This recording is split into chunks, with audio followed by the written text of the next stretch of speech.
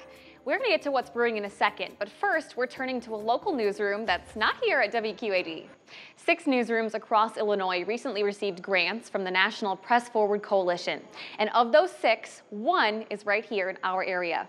The Kewanee Voice was launched last spring to fill a news desert in Henry County, and now they are the recipients of a $100,000 grant. Joining us now from the Kewanee Voice is Susan DeVilder, TD Welch, and Mike Berry.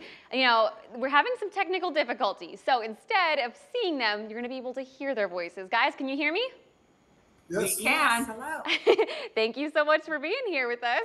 Why don't you start by introducing what the Kewanee Voice is and what kind of news you cover? We're a nonprofit local news, and we basically cover Kewanee and Henry County, just all of the news that, the people need to read about. That's what we provide. All right, all over Henry County. And a little bit of your story, I kind of said at the beginning there, but you started it because you noticed a lack of local news. Tell me about that.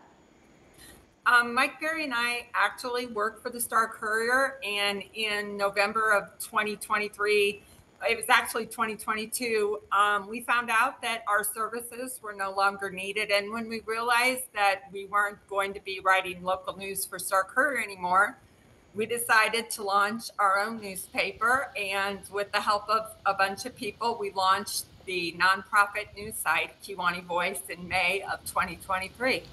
You know, I don't want to beat around the bush here, but there is a common thought that journalism is a dying business. So whether you or I agree or disagree with that statement, I gotta ask, what made you want to pursue a newsroom in 2023?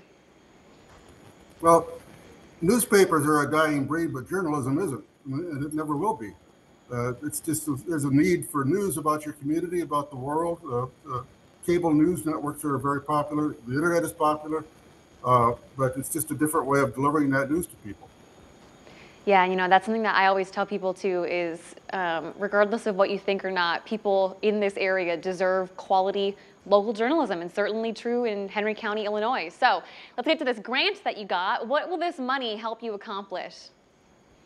Well, I just want to first say that when we applied for this in June of this year, we had no idea that we were going to get it because we knew that a lot of other outlets were going to apply as well. But we kept our fingers crossed and, just thought good thoughts. And so when we learned that we were getting it, there was a whole lot of screaming, a whole lot of happy tears, and some champagne involved. But this grant is going to allow us to grow operations, which is a real necessity because we're a small operation. It's basically Mike Berry and I running everything and doing all the writing. So if we can hire someone, then we'll be able to do more in-depth journalism, which is kind of what we want to do. It's our goal to provide even more journalism for Kewanee and the surrounding area. Well, we've only got a few seconds left, so before I let you guys go, there were more than 900 applicants nationwide for this grant. You're one of just 6 in the state to receive it. I mean, that's got to give you confidence in the work that you're all doing. Well, we've been pretty proud of what we've been able to accomplish in just 18 months. So yes, it really did. I think it gives us real legitimacy to what we're doing here in Kewanee, and we're going to keep doing it.